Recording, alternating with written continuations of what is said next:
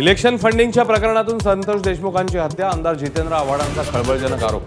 तर हत्या प्रकरणातील काही जणांची बदली वाल्मिक कराडने केल्याचा सुरेश धस यांचा दावा।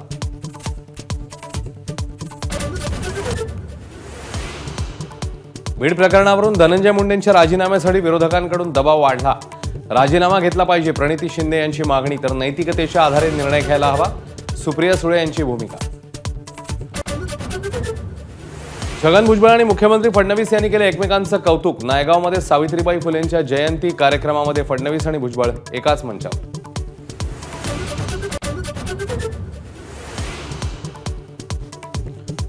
नक्षलग्रस्त गडचिरोली जिल्ह्याची ओळख पोलाद सिटी होणार असेल तर फडणवीस कौतुकास पात्र। सामनाच्या अग्रलेखातून मुख्यमंत्री फडणवीसांचं कौतुक, तर फडणवीसांकडूनही आभार। मंत्रिपदासाठी अधीर असलेल्या मंत्र्यांकडून पदभार घ्यायला मात्र उशीर। दत्तात्रय भरणेंची अजूनही क्रीडा मंत्रालयाकडे पाठ, केवळ मुख्यमंत्रीच ऍक्शन मोडमध्ये, सुप्रिया सुळेंची टीका।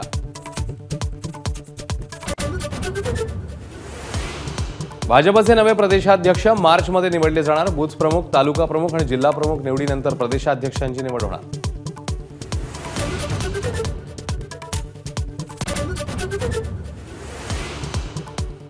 उपमुख्यमंत्री अजित पवार 2 जिल्ह्यांचं पालकमंत्रीपद घेण्याची शक्यता। पुण्यासह बीडचं पालकमंत्रीपद घेणार असल्याची राजकीय वर्तुळामध्ये चर्चा।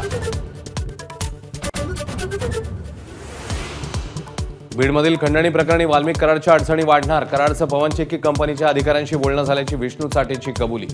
एबीपी माझाची एक्सक्लुझिव्ह माहिती।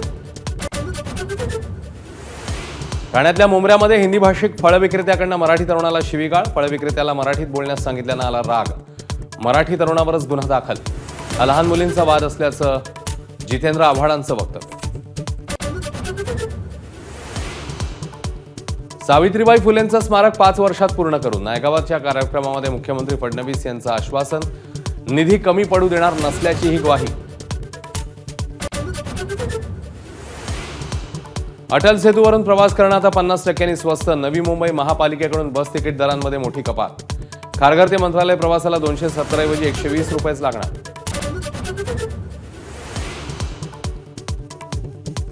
चालू आर्थिक वर्षात परकीय गुंतवणूक दुप्पट होण्याची शक्यता। 6 महिन्यातच 1,13,000 कोटींची गुंतवणूक झाल्याची मुख्यमंत्र्यांची माहिती।